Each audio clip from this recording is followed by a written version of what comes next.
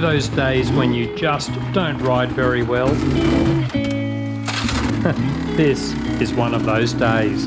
The result? I am trapped under my dirt bike twice. Sigh. Recently we did a video about those days when your riding sucks. We looked at a few options. You can pack up and go home early. You can just ride harder, accept the crashes and try and push through.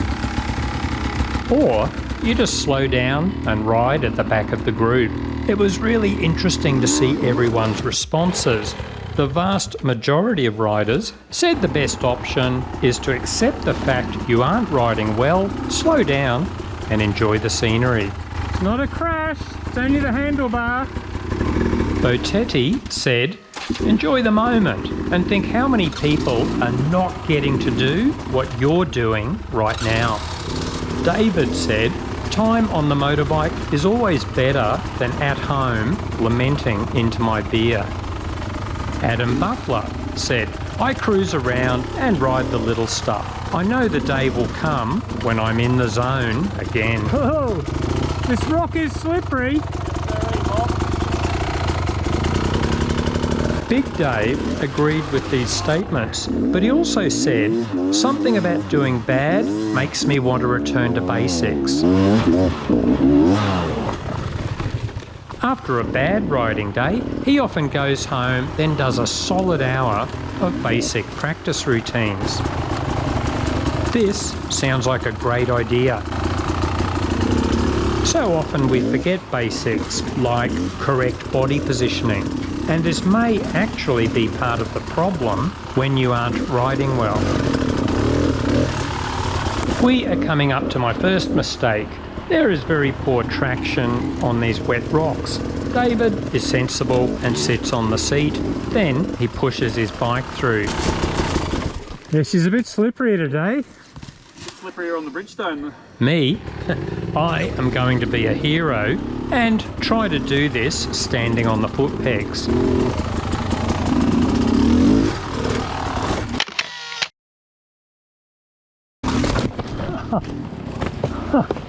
That's awkward.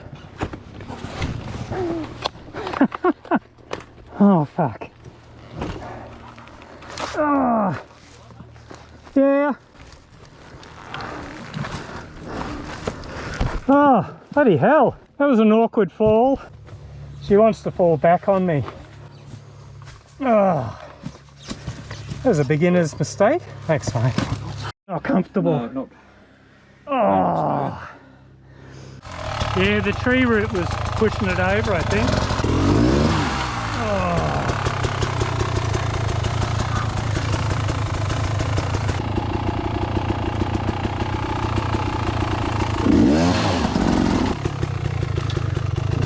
Sometimes you got to let an expert ride your bike through. And this was the bruising 3 days later. This was not a lot of fun when combined with the usual aches after every ride due to my fractured spine. Okay, so what did I learn? Look more carefully. In hindsight, I should have realised that tree root could push against the exhaust pipe, and on the left side of the bike, I would not be able to reach the ground easily. You really need to think your way through hard enduro terrain. Look at the professional hard enduro riders. When it gets tough, they often stop to analyse the terrain and choose the best line.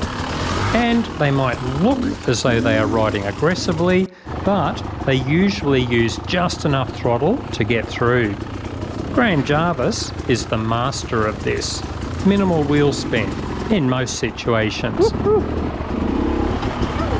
Okay, now for my second time to be trapped under my bike.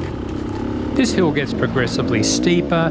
There are tree roots that can stop you if you don't maintain momentum. I usually wait and de-weight to get over the tree roots, but this tree root is tricky, and if you use too much throttle, the motorbike can backflip. Ah! Oh! Yeah! I'm making a habit of getting trapped under my bike today. At least David didn't have to rescue me this time. But it's weird how long it can take to get your leg out when you can't lift the motorbike off yourself. David does this next turn very well. He thinks his way through. A few small pivot turns, minimal wheel spin, very nice.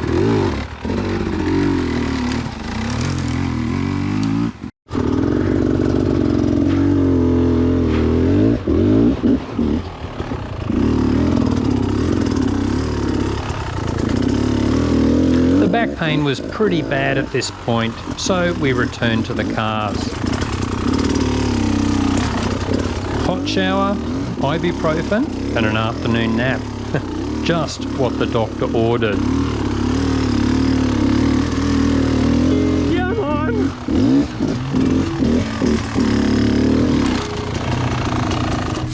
Didn't make it, as you can clearly see. Oh, that hurt. And now I will leave you with a bit of Enduro FM. Catch you later.